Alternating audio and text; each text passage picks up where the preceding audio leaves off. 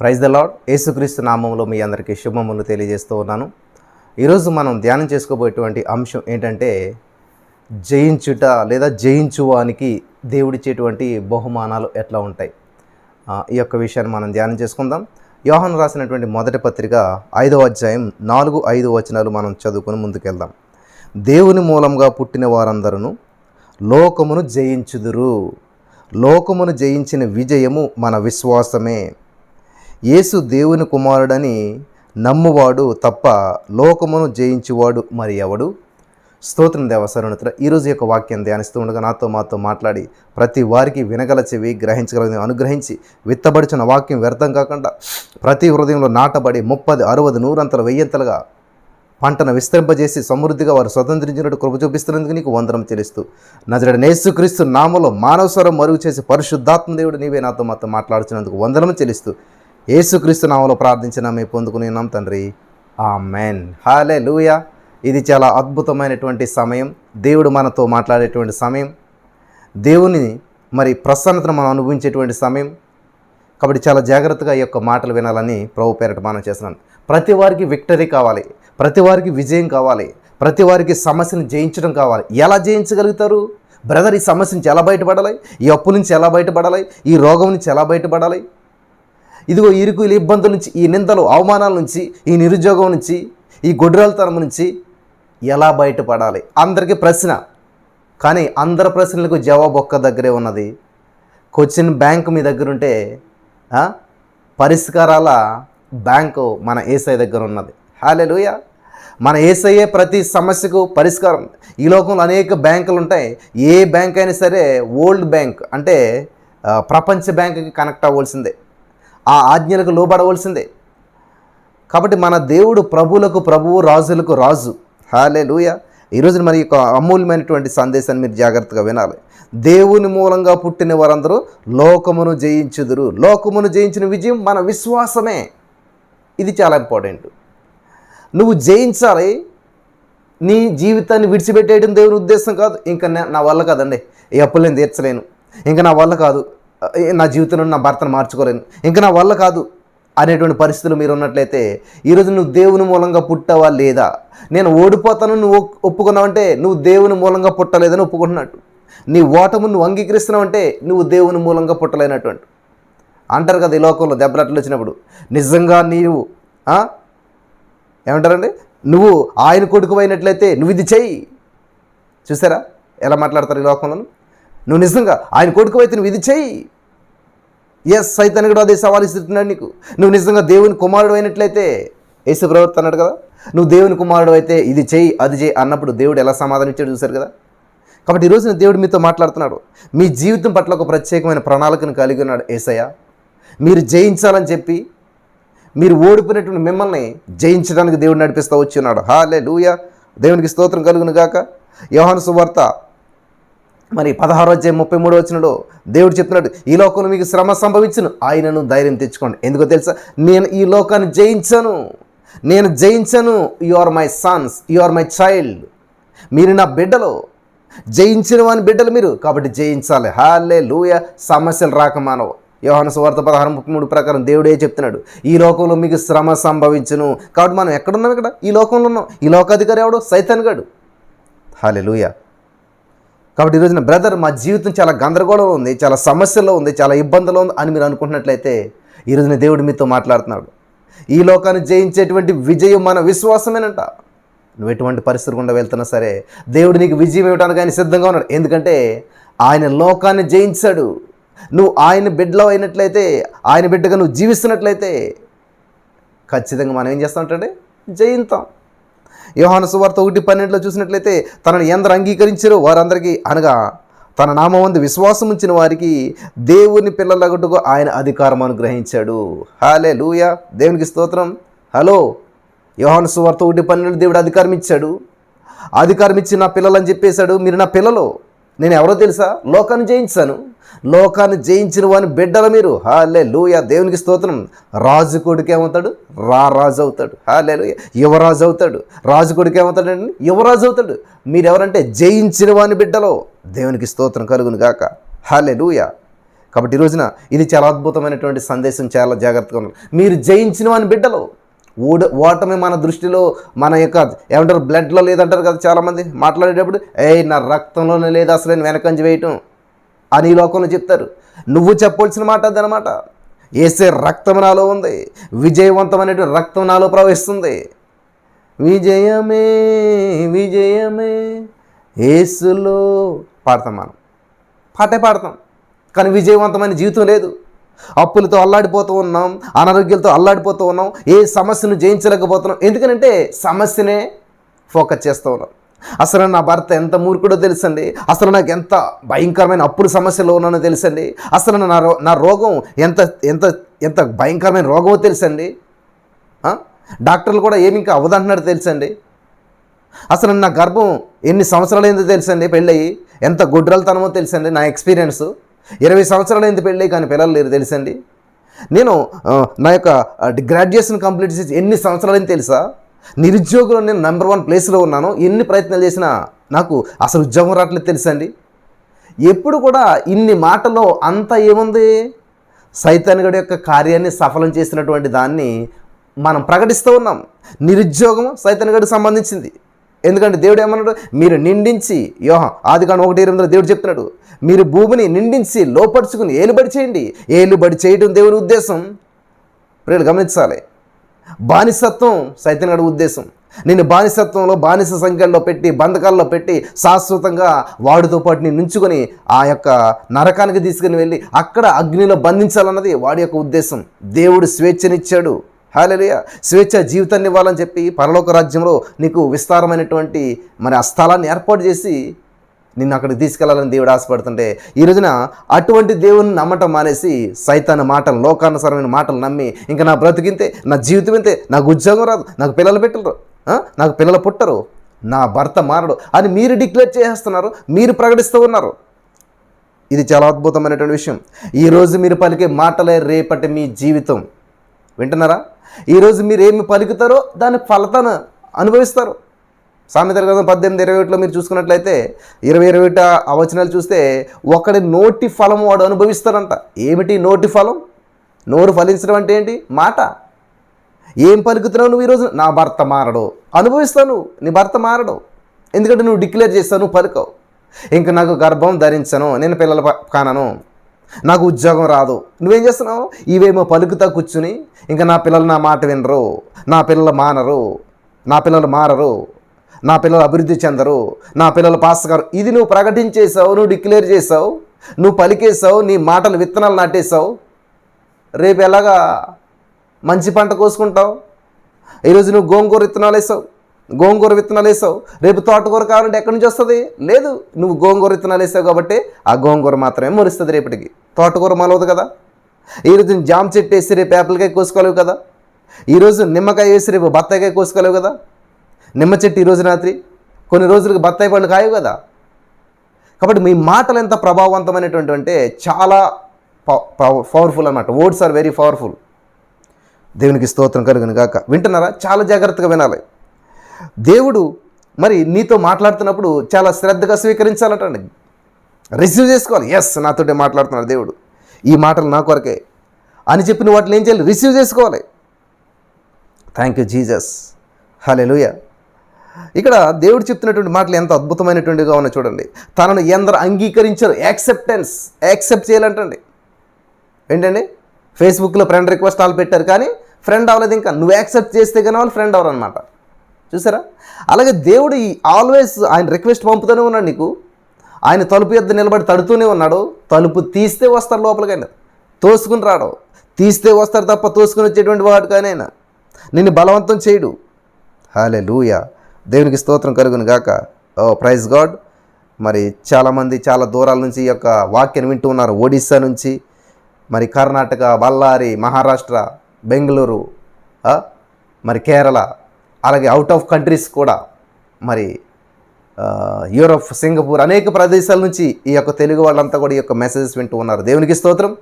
చాలా శ్రద్ధగా వినాలని ప్రభు పేరిట మనం చేస్తూ ఉన్నాను. ఇక్కడ మనం గమనించినట్లయితే ప్రియులారా, తనను ఎందరు అంగీకరించరు? ఎందరికి ఇస్తారు దేవుడు యాక్సెస్? ఫేస్బుక్లో అయితే 5,000 మంది మించితే లేదు, ఇంకా 5,000 మందికి మాత్రమే యాక్సెస్ అనమాట. 5,000 మంది దాటాక ఏమంటాడంటే ఫుల్ అంటాడు వాడు. అలాగే వాట్సాప్ గ్రూప్ ఉంటుంది 1025, ఇంకా ఒక మెంబర్ని కూడా యాక్సెప్ట్ చేయలేవు అనమాట. అంత అయిపోయింది అక్కడతోటి, ఫుల్ అంటుంది. అలాగే ఇక్కడ దేవుడు ఫుల్ బోర్డు పెట్టాడు ఎప్పుడు కూడా. యేసుక్రీస్తు ప్రభువారు ఏంటంటే ఎందరు అంగీకరిస్తే అందరికీ ప్రభువే, అంగీకరించిన వారు అందరికీ ప్రభువే, యెహోవా అందరికీ ఉపకారే. దేవునికి స్తోత్రం కలుగును గాక. మన పెళ్ళికి భోజనాలు కొంతమందికే పెడతాం, లిమిటెడ్, ప్రతిదీ లిమిటెడ్. కానీ దేవుని సన్నిధిలో అలాగ లేదు, అన్లిమిటెడ్ అనమాట. హల్లెలూయా, అన్లిమిటెడ్ ఎటర్నల్ లైఫ్ ఇస్తాడంటే నిత్య జీవం. కొంత జీవం అట్లే దేవుడు, నిత్య జీవం. నా శాంతిని మీకు అనుగ్రహిస్తున్న నెలలుగా పరిపూర్ణంగా. నేను ముందుకెళ్తాను. చాలా అమూల్యమైన విషయాలు ఈరోజు మనం ధ్యానం చేసుకోవాలి కాబట్టి ఇక్కడ అంగీకరించిన వారందరికీ విజయం ఇస్తానంటున్నాడు. ఈ రోజు నువ్వు ఫైనాన్షియల్గా విజయం పొందాలా, అప్పు నుంచి విజయం పొందాలా, నువ్వు చేయవలసింది ఏంటంటే నాకు ఇంత తప్పు ఉంది అంత తప్పు ఉంది ఇది కాదు. నువ్వు యాక్సెప్ట్ చేయవలసింది నా తండ్రి ఎవరో తెలుసా, ఈ సర్వ సృష్టికర్త నా యేసయ్య, ఆయన బిడ్డను నేను, తెలుసో తెలియకో అప్పుల్లో ఇరుక్కుపోయాను కాబట్టి నేను ఆయన బిడ్డను, కాబట్టి ఈ అప్పు నుంచి నేను విడుదల పొంది ఉన్నాను అని నువ్వు అప్పుతో మాట్లాడతాం అనేసి దేవుడి దగ్గరికి వెళ్తావు. ప్రభా నాకు ఎంత అప్పు ఉందో తెలుసా, నాకు ఎంత సమస్య ఉందో తెలుసా, నా భర్త ఎంత మూర్ఖుడో తెలుసా. ఆ మూర్ఖత్వాన్ని ఆ సమస్యను పట్టుకెళ్ళి దేవుడికి వివరిస్తారు. దేవుడికి ఏదో తెలియనట్లు, దేవుడికి ఏదో అర్థం కానట్లు చాలా నీట్గా ఎక్స్ప్లెయిన్ చేస్తారు. దేవుడు అర్థం చేసుకునేలాగా ఏదో డాక్టర్ దగ్గరికి వెళ్ళి జబ్బునంతా ఎక్స్ప్లెయిన్ చేసినట్టు. మరి డాక్టర్ నువ్వు ఎక్స్ప్లెయిన్ చేయాలి, జబ్బు తెలియదు కాబట్టి. కానీ మన డాక్టర్ అలా కాదు, మన డాక్టర్ యేసయ్య. హల్లెలూయా, మన విమోచకుడు సజీవుడు. నువ్వు గర్భంలో రూపించబడకముందే నీ గురించి ఆయనకు తెలుసు. ఆయన అరచేతులు నేను చెక్కుకున్నాడు. నీ చేతుకున్నటువంటి ప్రతి ఫింగర్ ప్రింట్ కూడా, ప్రతి ఆ యొక్క వేలులో ఉన్న ప్రతి ఆ గీతలు, ఆ రేఖలు అన్నిటిని కూడా ఏం చేశాడు ఆయన? తంబ ఫ్రింట్స్ ఆయన ఓన్గా గీశాడు నీ చేతితోటి. ఆయన చేతితోటి నీ చేయి పట్టుకుని గీశాడు. అంత అద్భుతమైనటువంటి దేవుడి దగ్గరికి వెళ్ళి ప్రభా నాకు ఎంత బాధ ఉందో తెలుసు, అసలేని నువ్వు పట్టించుకోవట్లేదు, అసలేని నువ్వు నన్ను ఎందుకు ఇలా కుదిరేసేసావు, ఏంటి నా పరిస్థితి ఏంటి, నా జీవితం ఏంటి, ఎన్ని రకాల ప్రశ్నలు వేస్తున్నారండి. ఆయన సృష్టించబడినటువంటి సృష్టి మనం వింటున్నారా? ఆయన చేస్తే, ఆయన మలిచితే మనం వచ్చినటువంటి వ్యక్తిని మనం మళ్ళీ తిరిగి ఆయన ప్రశ్నిస్తున్నాం, మళ్ళీ తిరిగి ఆయనకు ఆలోచన చెప్తున్నాం. దేవా ఏంటిది, ఇది ఎలా చెయ్యి, అది ఎలా చెయ్యి, నాకు ఎందుకు ఈ సమస్యను తీసేసాయి, అది తీసేసాయి. దయచేసి గమనించాలని ప్రభు పేరట మనం చేస్తూ ఉన్నాను. 1 కొరింథీ 15:57 చూసినట్లయితే అపోస్తలుడైన పౌలు గారు కొరింథీ సంఘానికి రాస్తూ 1 కొరింథీ 15:57లో మన ప్రభువైన యేసుక్రీస్తు మూలంగా మనకు జయము అనుగ్రహించుచున్న దేవునికి స్తోత్రం. ఎవరి మూలంగా జయమంటండి? నేను జయించలేకపోతున్నాను, నువ్వు జయించడం ఏంటి? ఆయన మూలంగా జయం నీకు వస్తుందంట. హల్లెలూయా, ఇది చాలా అద్భుతమైన విషయం. ఆయన మూలంగా జయం మనకు వస్తుందంట. ఇక్కడ 60వ కీర్తన 11వ వచనం, 108వ కీర్తన 12వ వచనం రెండో ఒకటే. 60వ కీర్తన 11వ వచనం, 108వ కీర్తన 12వ వచనం ఏముందంటే శత్రువులను జయించుటకు మనుషుల సహాయం వ్యర్థం. నాకు ఎవరు సాయం చేయట్లేదు బ్రదర్, నాకు అసలు పేరెంట్సే లేరు, నాకు అత్తమామల సపోర్ట్ లేదు, నాకు తల్లిదండ్రుల సపోర్ట్ లేదు, అన్నదమ్ముల సపోర్ట్ లేదు. ఓహో, నీ సక్సెస్కి ఇంతమంది సపోర్ట్ కావాలా? నీ సక్సెస్లో పాలు వాళ్ళకి ఇస్తాడేమో కానీ దేవుడు నీ సక్సెస్కి కారణం వాళ్ళని పెట్టుకోడు దేవుడు. ఇక్కడ చూడండి ఏమన్నా ఉందంటే చాలా అద్భుతంగా ఉంది. శత్రువులను జయించడానికి మనుషుల సహాయం వ్యర్థం. హల్లెలూయా, దేవునికి స్తోత్రం కలుగును గాక. నీ శత్రువు సమస్య, ఈరోజు నీ శత్రువు ఎవరు? అప్పులు నీకు శత్రువు అవ్వచ్చు, షుగర్ నీకు శత్రువు అవ్వచ్చు, బీపీ నీకు శత్రువు అవ్వచ్చు. నీ జీవితంలో ఏది శత్రువో నీకు తెలుసు.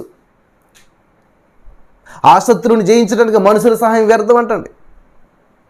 కాబట్టి ఈరోజు నువ్వు వ్యర్థ ప్రయత్నాలు చేసావా?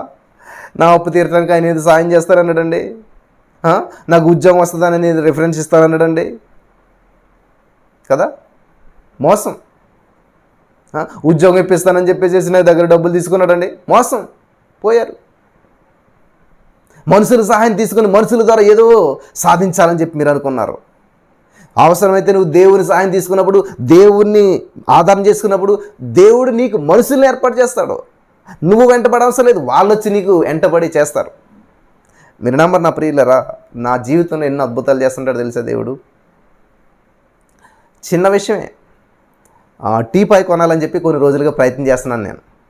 టీపాయ్ అంటే ఎంత ఉండకూడదు, అదే పేపర్లు న్యూస్ పేపర్లు అవి పెట్టుకుంటాం కదా మనం, ఏదైనా కూర్చుని చిన్న టేబుల్ లాంటిది అనమాట. ఎంత ఉండకూడదు, తక్కువ ప్లేస్ ఆక్రమించాలి, నీట్గా అఫీషియల్గా ఉండాలి. అది ఆశ. ఆ రిక్వైర్మెంట్లో చూస్తున్నాం, అమెజాను అవి ఇవన్నీ చూస్తున్నాం. ఎన్నాళ్ళు చూసినా కూడా కొనలేకపోతున్నాం, కొనట్లేదు, పెద్దగా ఉంటున్నాయి, లేకపోతే ఏదేదో అనుకున్నటువంటి క్వాలిటీ దొరకట్లేదు, ఆ రిక్వైర్మెంట్ దొరకట్లేదు అన్నమాట. నేను సడన్గా వెళ్ళేసరికి మా మేడం ఒక ఆమె, ఈ టీపాయ్ నువ్వు తీసుకుని వెళ్ళని చెప్పాను అన్నది. చూస్తే వండర్ అనమాట, చాలా అద్భుతంగా ఉన్నది, గ్లాస్తో చేసినటువంటిది. టీపాయ్ని మనం ఎక్కడ కూడా ఇప్పేసి అతుక్కునేలా ఉండదు. అదేంటంటే మంచిగా ఉన్నది, దాన్ని ఇప్పేస్తే మామూలుగా చిన్న బ్యాగ్లో పెట్టేసుకోవచ్చు, దాన్ని మళ్ళీ బిగించుకుంటే చాలా అద్భుతంగా ఉందన్నమాట. ఇక్కడ తనను ప్రేమించే వారికి రోమా 8:28 ప్రకారం దేవుడు ఏం చేస్తాడంటే సమస్తము సమకూర్చి మేలు కొరకు సమకూర్పిస్తాడంటే దేవుడి మీద ఆధారపడినటువంటి వారికి. నా జీవితంలో నేను ప్రతిరోజు ఒక అద్భుతాన్ని చూస్తాను. ఇజ్రాయేల్ ప్రజలు అరణ్య ప్రదేశంలో నడిచినప్పుడంట 1613 అద్భుతాలు ఎన్నో ఒక్క రోజులో చూడవలసి వచ్చేదంట. వాళ్ళకు ఒక్క రోజు గడవాలంటే అన్ని అద్భుతాలు జరిగాయంట. హల్లెలూయా! అటువంటి కృప దేవుడు మనకి ఇస్తూ ఉన్నాడు. కాబట్టి ఇక్కడ మనం గమనించినట్లయితే రోమా 8:37లో ఆయనను మనలను ప్రేమించిన వాని ద్వారా, రోమా 8:37, మనలను ప్రేమించిన వాని ద్వారా మనము వీటన్నిటిలో అత్యధిక విజయము పొందుచున్నాము. We are more than a conqueror, we are more than conquerors, we are more than conquerors. అత్యధిక విజయం పొందుతున్నాం ఎవరి వల్ల అంటేనే మనలను ప్రేమించిన వాని ద్వారా. మనల్ని ప్రేమించిన వాని ద్వారా అంటే మిమ్మల్ని ప్రేమించిన మీ భర్త ఇలా కాదు, మనల్ని ప్రేమించిన వాడు దేవుడు మాత్రమే, నిస్వార్థంగా నిజాయితీగా. మనల్ని ప్రేమించిన వాని ద్వారా వీటన్నిటి మీద అత్యధిక విజయం మనం పొందుచున్నాము. అన్నిటి మీద, ఆర్థిక సమస్యల మీద, అప్పుల సమస్యల మీద, నిరుద్యోగం మీద, గుడ్రాలతనం మీద, నిందల మీద, వీటన్నిటి మీద మనం ఏం చేస్తాం? అత్యధిక విజయం, మామూలు విజయం కాదు. చాలాసార్లు చెప్పినటువంటి ఒక ఎగ్జాంపుల్ మీతో పంచుకోవాలని చెప్పి నేను ఆశపడుతున్నాను. ఒక ఆయన ఉన్నాడు, మంచి బాడీ బిల్డరు. ఆయన మరి కుస్తీ ఇది చేస్తారు కదా, బాక్సింగ్ చేస్తారు కదా. ఆయన వెళ్ళాడు, బాక్సింగ్లోకి వెళ్ళాడు, రింగ్లోకి వెళ్ళాడు, చక్కగా పోరాటం చేస్తూ ఉన్నాడు.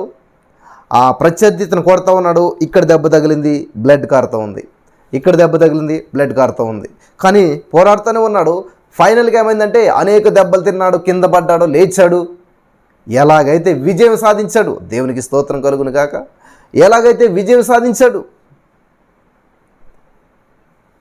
విన్నర్. కానీ భార్య ఇంట్లో నుంచి వస్తుంది, వంట వండుకుంటూ ఉంది, టీవీ పెట్టుకొని చూస్తుంది, భర్త నెగ్గేశాడు, దేవునికి స్తోత్రం. నెగ్గినందుకు గోల్డ్ మెడల్ ఇచ్చారు, ప్రైజ్ మనీ ఇచ్చారు, అనౌన్స్మెంట్ అంతా అయిపోయింది, రిసీవ్ చేసుకున్నాడు, వచ్చేసాడు ఇంటికి. ఇంటికి వచ్చి కాలింగ్ బెల్ కొట్టాడు. వెంటనే భార్య వచ్చి తలుపు తీసింది. ఇంటిలోకి రాకముందే ఆ డోర్ ఓపెన్ చేసిన వెంటనే ఆయన ఏం చేశాడు? ఆ గోల్డ్ మెడల్, ఆ ప్రైజ్ మనీ డబ్బులన్నీ పట్టుకొచ్చి ఆమె చేతిలో పెట్టాడు. హల్లెలూయా! ఆయన లోపలికి రాకముందే ముందు ఆమె చేతిలోకి ఇచ్చాడు. విచిత్రమైన విషయం ఏంటంటే ఇప్పుడు గోల్డ్ మెడల్ ఎవరి చేతిలో ఉన్నది? భార్య చేతిలో ఉంది. ప్రైజ్ మనీ ఎవరి చేతిలో ఉంది? భార్య చేతిలో ఉంది. ఇప్పుడు అత్యధిక విజయం పొందింది ఎవరు? భార్య ఉన్నది వంటగదిలోను, ఏ విధమైన యుద్ధం చేయలేదు, ఏ విధమైన రింగ్లోకి వెళ్ళలేదు, ఏ విధమైన గాయాలు అనిపించలేదు, ఏ విధమైన దెబ్బలు అనిపించలేదు. ఆమె అసలు యుద్ధమే చేయలేదు, పోరాటమే లేదు. కానీ ఆమె చేతిలో ఏముంది? బంగారం, గోల్డ్ మెడల్ ఉంది, ప్రైజ్ మనీ ఉంది. అత్యధిక విజయం పొందింది ఎవరు? పోరాడిందేమో భర్త, దెబ్బలు తిన్నది భర్త, కానీ ఆ విజయాన్ని అంతా పట్టుకొచ్చి భార్య చేతిలో పెట్టేశాడు. హల్లెలూయా! దేవునికి స్తోత్రం కలుగును గాక. ఆ భార్య ఎవరో కాదు, నా ప్రియమైనటువంటి సహోదరి స్నేహితులారా, ఆ భార్య ఎవరో కాదు, నువ్వు నేను. ఆ భర్త ఎవరో కాదు, మన జీసస్, యేసుక్రీస్తు ప్రభువారు. ఆయన పోరాటం చేశాడు, ఆయన ఈ లోకాన్ని జయించాడు. దేవునికి స్తోత్రం కలుగును గాక. హల్లెలూయా! అందుకనే పౌలు గారు అన్నాడు కదా, 1 కొరింథీ 15:57, మన ప్రభువైన యేసుక్రీస్తు మూలముగా మనకు జయము అనుగ్రహించుచున్న దేవునికి స్తోత్రం. దేవుడు, తండ్రి అయినటువంటి దేవుడు యేసుక్రీస్తు ప్రభువారి ద్వారా మనకు జయాన్ని ఇస్తున్నాడు.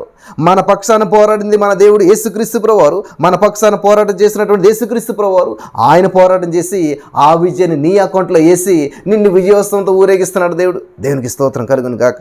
హల్లెలూయా! కాబట్టి ఇది రోమా 8:37 మనం గుర్తుపెట్టుకోవాలి. ఆయనను మనల్ని ప్రేమించిన వారి ద్వారా మనం వీటన్నింటిలో అత్యధిక విజయము పొందుచున్నాము. We are more than conquerors. Hallelujah. కాబట్టి శత్రువుని జయించడానికి మనుషులు సహాయం వ్యర్థం.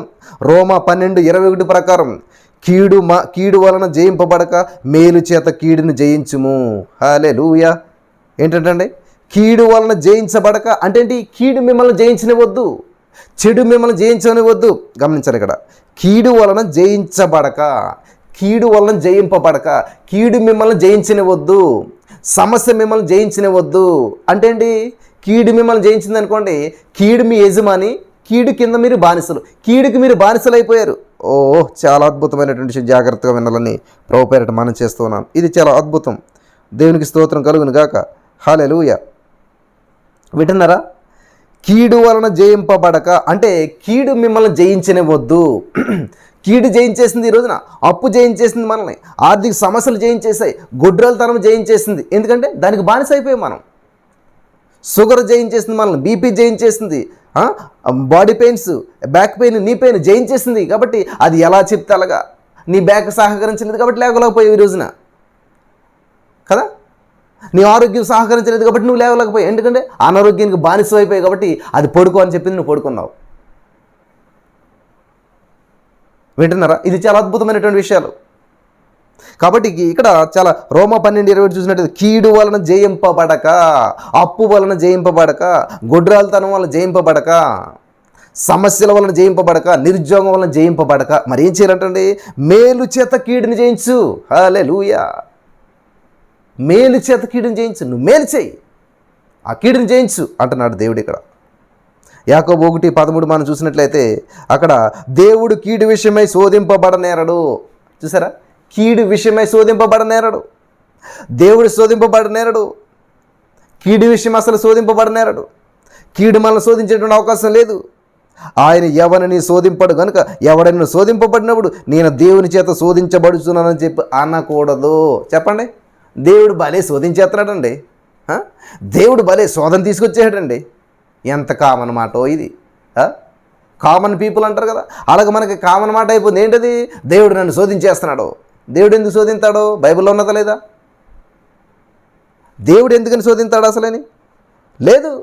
కానీ మనం ఏంటో దేవుడు నన్ను శోధిస్తున్నాడు అండి. దేవుడు నిన్ను ఎందుకు శోధిస్తాడు? నీ విశ్వాసానికి పరీక్ష ఉండదు కాబట్టి నీకెందుకు పరీక్ష ఉంటుంది? దేవుడు నిన్ను శోధించడు. కీడు విషయమే అసలు శోధించడు. యోబుని కీడు విషయమే శోధించలేదు. యోబులో మంచి ఉన్నది, ఆ మంచిని శోధించు. హల్లెలూయా. చెక్కని మంచిదో చెడ్డదో తేల్చుకోవడానికి ఎవడన్నా అగ్నిలో వేస్తాడా? వేయడు. అగ్నిలో చెక్క ముక్క వేస్తే బొగ్గు అయి కూర్చుంటుంది. కానీ ఏం చేస్తాడు? బంగారాన్ని శోధిస్తాడు. అదే దీని అర్థం అనమాట. కీడు విషయమై దేవుడు శోధింపనేరడు. ఆయన ఎవరిని శోధింపడు కనుక ఎవరిని శోధించడు. కీడు విషయమై శోధింపనేరడు. అది మంచి బంగారం అయితే అది మాత్రం అగ్నిలో వేస్తారు. చెక్కను ప్లాస్టిక్ను పట్టుకెళ్ళి బంగారం పరీక్షించడానికి దాన్ని అగ్నిలో వేయరు. Thank you Jesus. కాబట్టి మేలు చేత కీడును జయించుము అని చెప్పి ఇక్కడ దేవుడు చాలా స్పష్టంగా తెలియజేస్తూ ఉన్నాడు. కాబట్టి ఈ రోజున ఒక 8 పాయింట్లు నేను చెప్తాను. ఇవన్నీ కూడా ప్రకటన గ్రంథంలోనే ఉంటాయి. ఆల్మోస్ట్ ఒకే అధ్యాయంలో ఒక 4 విషయాలు మీకు కనిపిస్తాయి. అవన్నీ నేను చూపిస్తాను. మీరు జాగ్రత్తగా గమనించినట్లయితే ప్రకటన గ్రంథం 2వ అధ్యాయం 7వ వచనం మీరు చూసినట్లయితే అక్కడ ఏమన్నది? చెవి గలవాడ ఆత్మ సంగములతో చెప్పుచున్న మాట వినుగాక, జయించువానికి దేవుని పరదేశంలో ఉన్న జీవవృక్ష ఫలమును భుజింపనిత్తును. జయించువానికి దేవునికి స్తోత్రం కలుగును గాక. ఇక్కడ జీవవృక్ష ఫలములు తిననిస్తానంట. ఎవరికి? జయించువానికి దేవుడిచ్చేటువంటివి ఏమన్నా ఉన్నాయా? జయించే వాళ్ళు కావాలి దేవునికి. ఇంక నా వల్ల కాదండి, నేను ఈ అప్పులు జయించలేను కాబట్టి నేను ఆత్మహత్య చేసుకున్నాను. రోజు ఇదే మెసేజ్ పెడతారు నాకు. బ్రదర్ ఇంక చచ్చిపోవాలనిపిస్తుంది. చచ్చిపోవాలనిపిస్తే ఎందుకు చెప్పడం? ఉంటుంది కదా ఒక సామెత, మురిగే కుక్క కరవదంట, కరిసే కుక్క మొరగదంట. కాబట్టి చనిపోవాలనుకున్నవాడు ఎవరికి చెప్పడు, సైలెంట్గా చేసుకుంటాడు.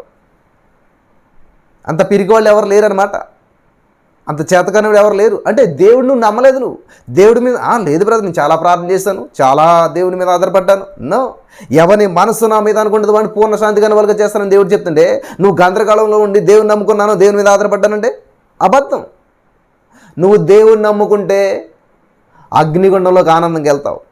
నువ్వు యేసయ్య మీద ఆధారపడినట్లయితే సింహాల బోన్లకు సంతోషంగా వెళ్తావు. దేవునికి స్తోత్రం.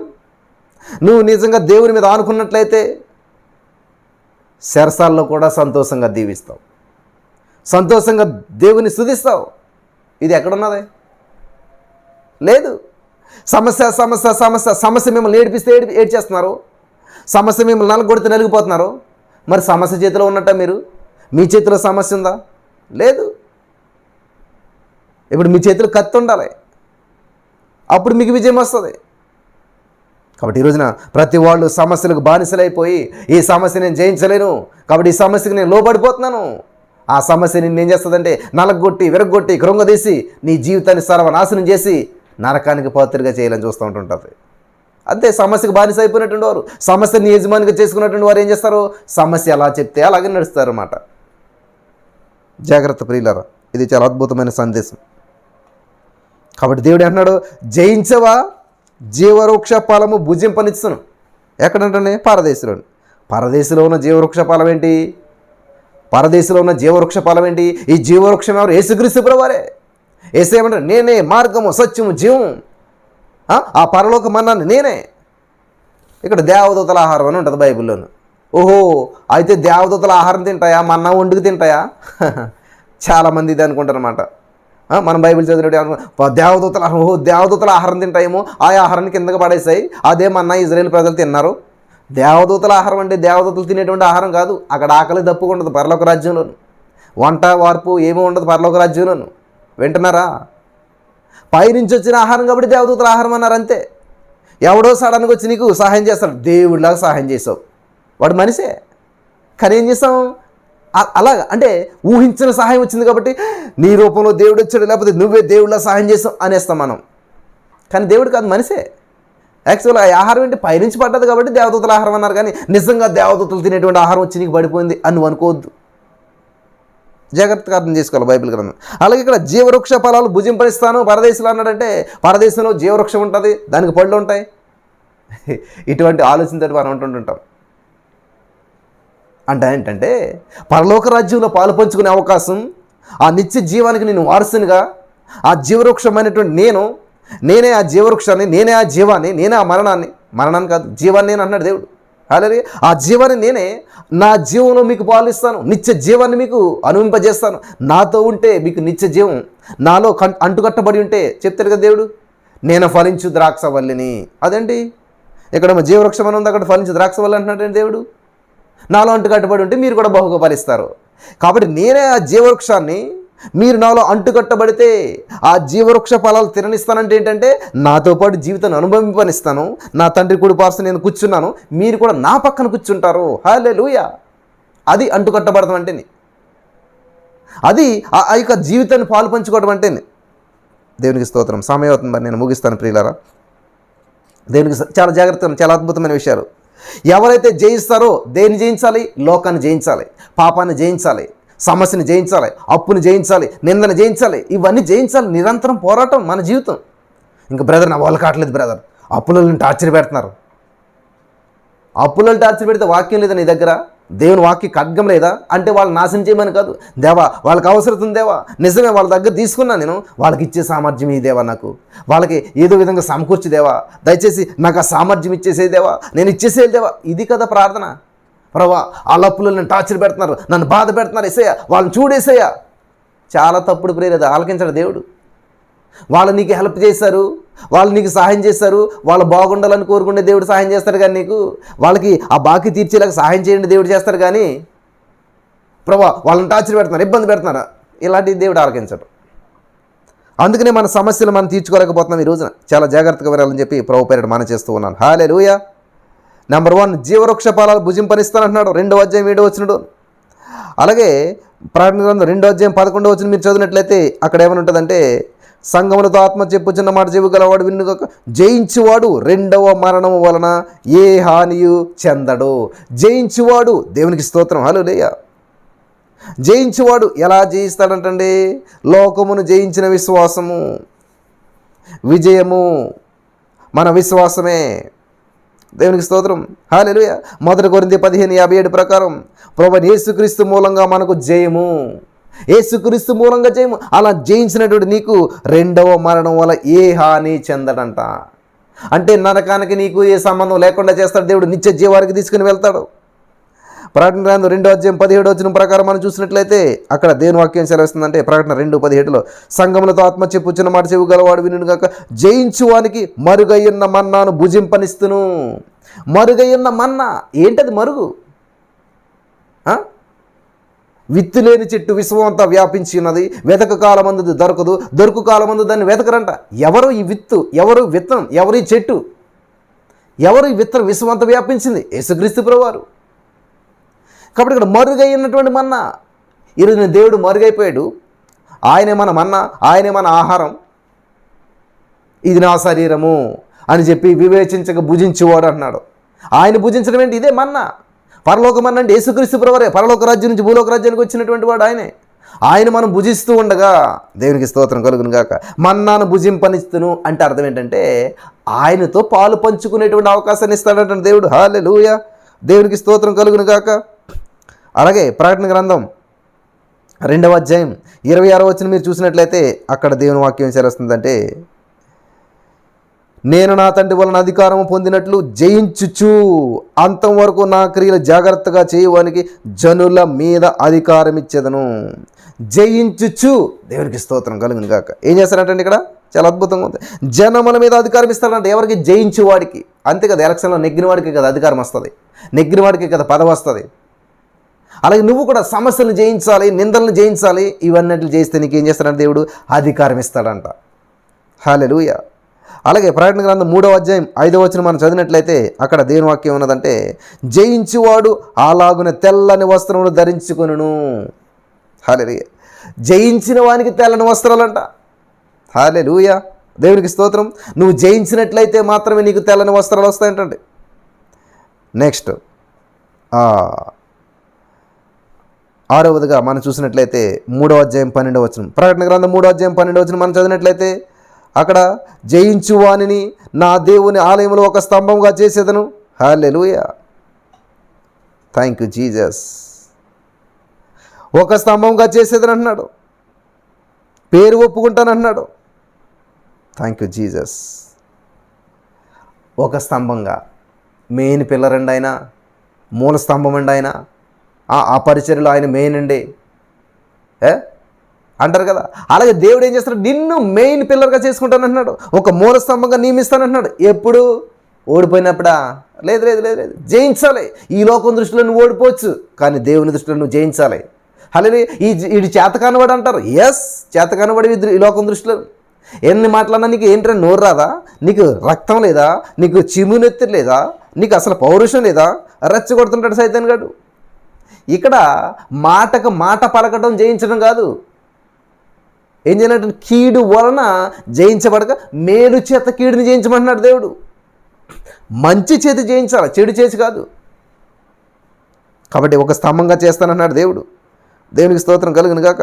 ప్రకటన గ్రంథం 3:20 మనం చూసినట్లయితే అక్కడ ఏమని ఉన్నదంటే, నేను జయించి నా తండ్రితో కూడా ఆయన సింహాసనమునందు కూర్చుండి ఉన్న ప్రకారము జయించు అని నాతో కూడా నా సింహాసనం నందు కూర్చుండించెదను.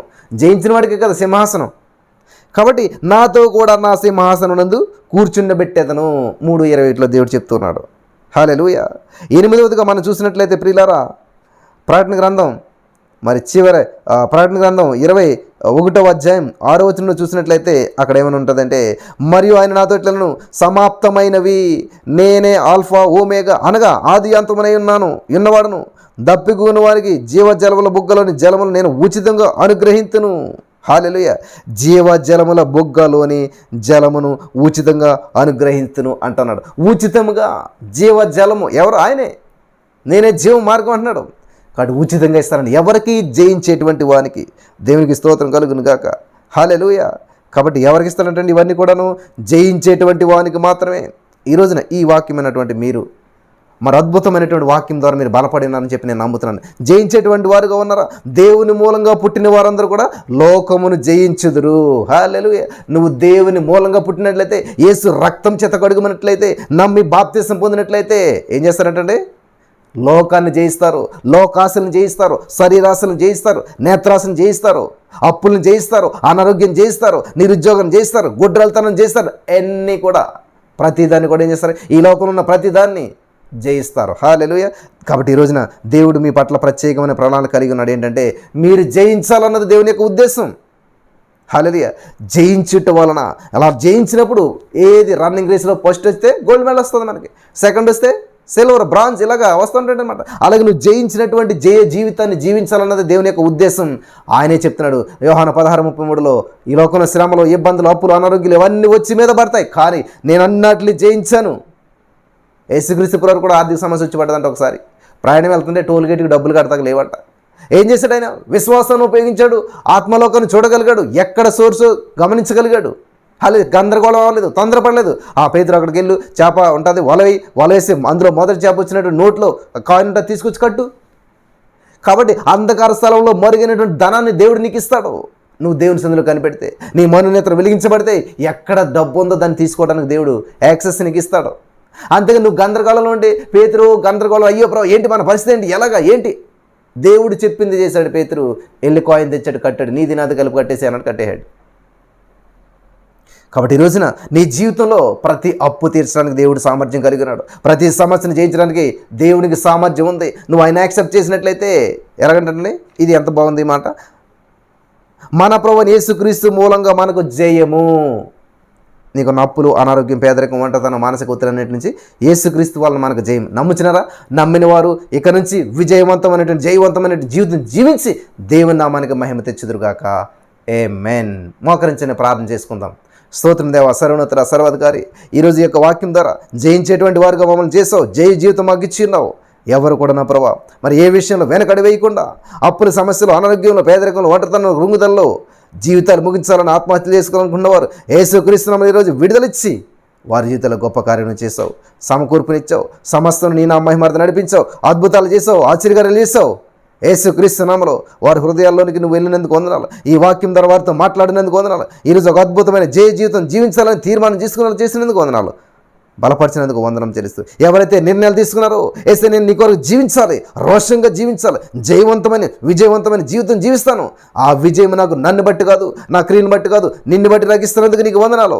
నీ ద్వారా నేను సమస్తాన్ని చేయగలుగుతాను. అపోస్తలుడైన పౌలు గారు అన్నాడు, నన్ను బలపరచువాని నేను సమస్తం చేస్తానన్నాడు. అలాగే నువ్వే మమ్మల్ని బలపరిచి దేవుడు నా తండ్రి, నీ ద్వారా మేము సమస్తం జయించగలుగుతాం, సమస్తం సాధించగలుగుతాం. ఏది తలపెట్టినా అది 100 మేము విజయం చూపించావు. నీకు వందనాలు.